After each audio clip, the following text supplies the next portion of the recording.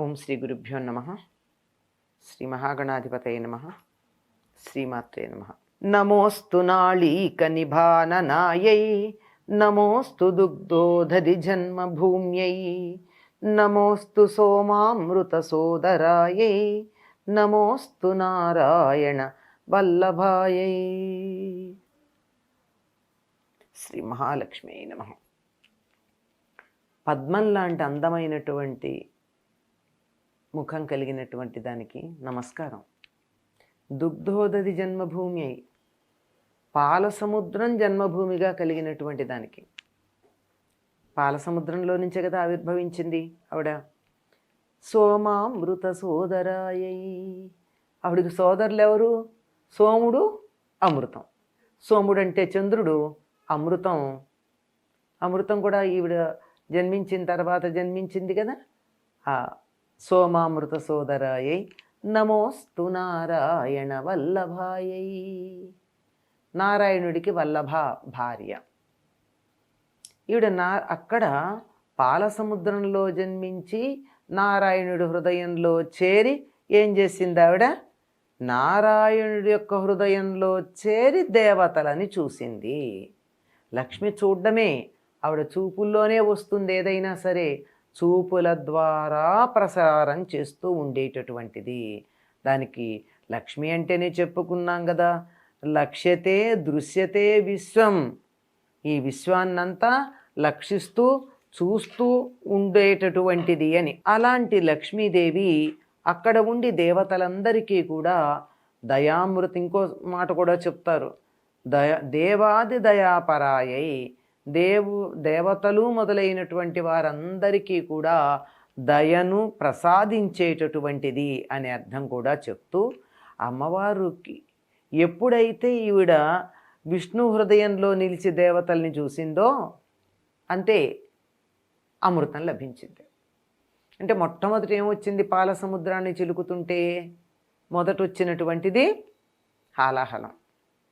ఆ తర్వాత విశిష్ట వస్తువులు చాలా వచ్చాయి. ఒక్కొక్కళ్ళు ఒక్కొక్కటి తీసుకోవడం జరిగింది. అన్నీ అయిన తర్వాత ఏమొస్తున్నాయి కానీ కావాల్సింది రావట్లేదే అని అనుకున్నారు. ఎప్పుడైతే అమ్మవారు జన్మించిందో అమృతం లభించింది. ఎప్పుడూ కూడానండి లోకంలో ఒక మాట ఉంది, వెన్ను చలవా అని ఒక మాట అంటారు తెలుగులో.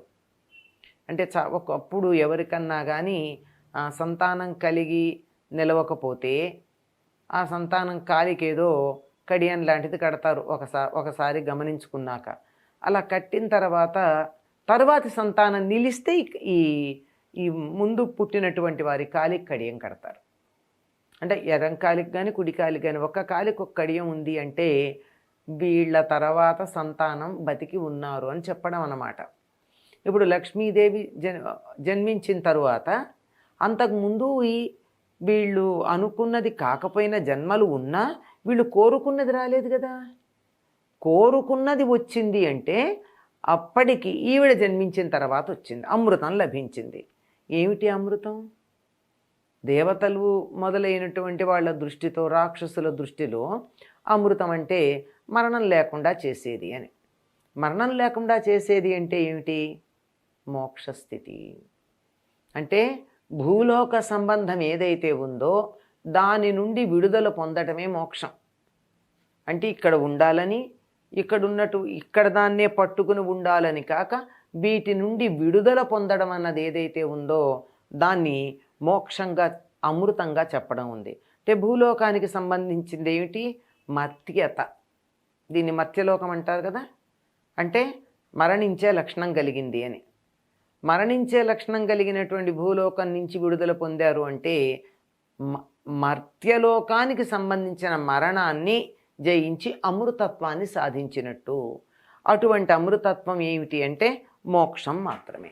అమృతాన్ని ప్రసాదించినటువంటి లక్ష్మీదేవి తాను ఉంటాను అని చెప్పినటువంటి ప్రదేశాలు కొన్ని ఉన్నాయి. ఎక్కడెక్కడ ఉంటానో వివరంగా చెప్పుకుంది ఆవిడ. రత్నాలు, ఫలాలు, జలాలు, శంఖము, లింగము, దేవతా ప్రతిమలు, స్త్రీల యొక్క పాపట, ఇలా దాన్ని సీమాంతము అంటారు. ఆ స్త్రీల యొక్క పాపట, అందుకే అక్కడ కుంకుమ ధరిస్తారు. ఎందుకంటే లక్ష్మీదేవి అక్కడ ఉంటుంది కనుక ఆవిడని అర్చించినటువంటి దానికి సంకేతంగా అక్కడ కుంకుమ ధరించటం ఉంటుంది. పంట పొలాలలో ఉంటుందిట, ఫలాలను ఇచ్చేటటువంటి తోటల్లో కూడా ఉంటుందట. ఇలా చెప్తూ ఒక్కొక్క చోట ఏ ఏ పేర్లతో ఉంటుందో కూడా వివరంగా చెప్పడం జరిగిందండి. అందుకే వీటన్నిటినీ కూడా మనం నేల మీద పెట్టకూడదు అని చెప్తారు. ఏవైనా రత్నాలు అవి ఉన్నాయనుకోండి, నవరత్నాలు అవి, వాటిని ఏం చేస్తాం, ఎప్పుడు నేల మీద పెట్టాం. ఒక వస్త్రమో ఒక ఆకో, ఈ కాలంలో అయితే కాగితమో ఏదో వేసి దాని మీద పెడతాం. సాధారణంగా కాగితం కన్నా కూడా ఒక వస్త్రం మీద, అందు కూడా పట్టు వస్త్రం మీద వేసి వాటిని పెట్టుకుంటూ ఉంటాం. అలాగే పళ్ళని కూడా నేల మీద పెట్టకూడదు అంటారు.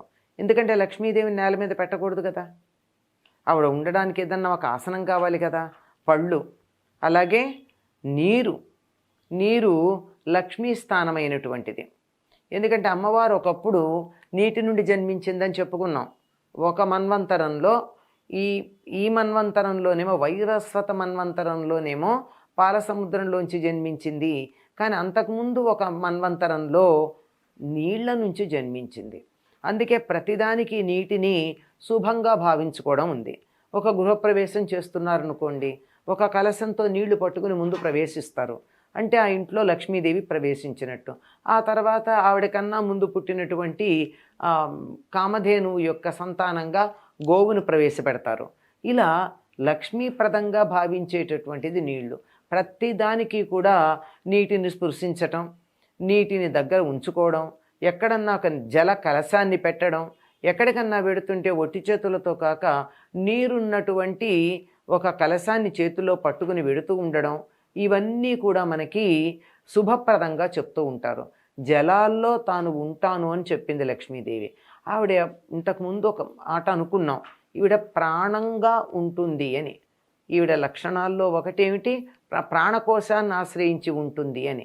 ప్రాణకోశాన్ని ఆశ్రయించి ఉంది అన్నప్పుడు ఆ ప్రాణకోశం నీటిని ఆధారం చేసుకుని ఉంటుంది. అందుకే దానికి ఏం అంటాం, నీటికి ఉన్నటువంటి పేరేమిటి, జీవనము అని. జీవనము అంటే ప్రాణమైనటువంటిది. ప్రాణమయ్యి ప్రాణప్రదంగా ఉంటూ ప్రాణాన్ని నిలిపేటటువంటిది. ఎందుకంటే మానవులు ఆహారం లేకపోయినా కొద్ది కాలం ఉండగలరేమో కానీ నీరు లేకపోతే ఉండలేరు. మానవులేక జంతువులైనా అంతే.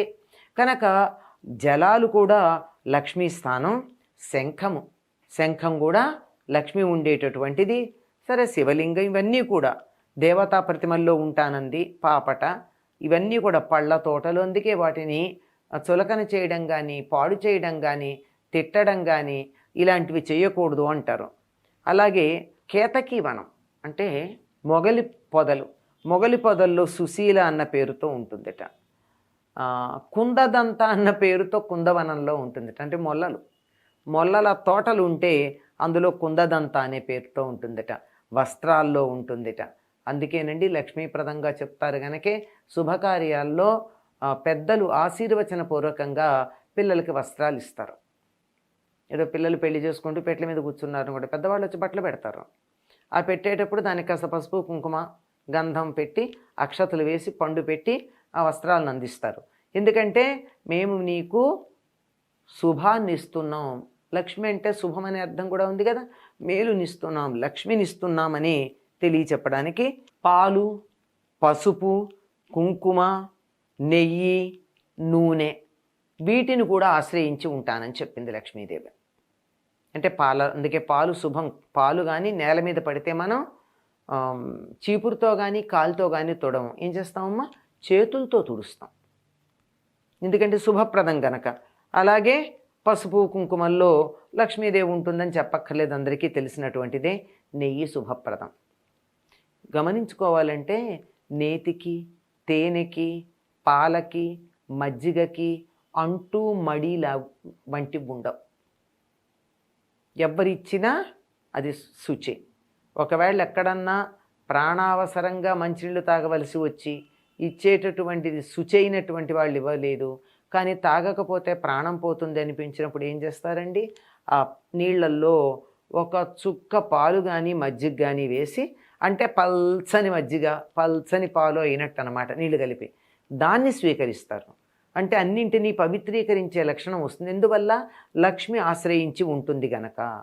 అలాగే నీతికి కూడా, నూనెకు కూడా, ఇవన్నీ కూడా లక్ష్మీదేవి తాను ఉంటాను అని చెప్పినటువంటి ప్రదేశాలు గనక వీటన్నింటినీ చాలా గౌరవప్రదంగా, మర్యాదగా, పూజ్యభావంతో చూడవలసినటువంటి అవసరం ఉంది. కనుక లక్ష్మీదేవి సమస్తంలోనూ వ్యాపించింది. ఆవిడ అక్కడ కూర్చుని ఆ దుగ్ధోదధిలో జన్మించినటువంటి ఆవిడ, అమృతము చంద్రుడు తనకి సోదరులుగా కలిగినటువంటి ఆవిడ నారాయణుడికి భార్య అయి ఆయన వక్షస్థలంలో ఉండి లోకాన్నంతా చల్లగా చూస్తూ ఉంది. అందరూ క్షేమంగా చక్కగా ఉండాలనేటటువంటి భావనతో అటువంటి తల్లికి నమస్కరిస్తూ, మహాదేవ్యై చ విద్మహే విష్ణుపత్న్యై చ ధీమహి తన్నో లక్ష్మి ప్రచోదయాత్. స్వస్తి.